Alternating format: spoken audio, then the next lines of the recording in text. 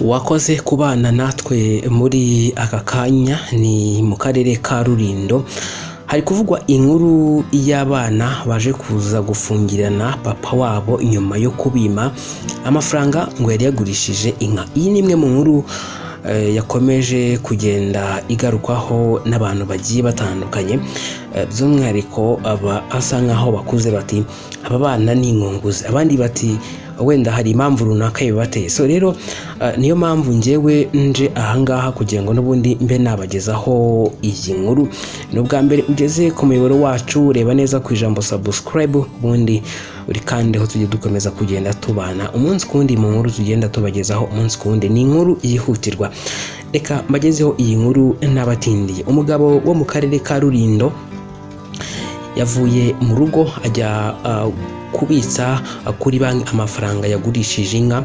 Nyuma atashye abana be bamubaza aho yayashyize, abasubiza ko atayafite ahubwo yayabikije. Bafata umwanzuro wo kumufungirana mu cyumba uko muri kubona kuri screen zanyu. Byabaye ibingibi kuwa 28 Nyakanga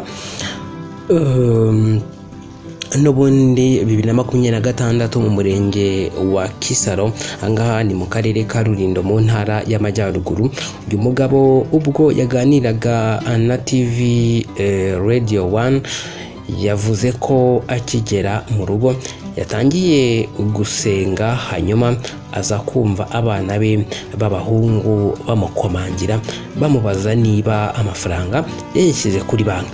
Ati ni murambwira iki ko nibereye mu ijambo ry'Imana ndi gusenga ndi gusoma Bibiliya?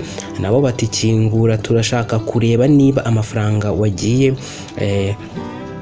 kuyashyira kuri banki cyangwa utayishyuye.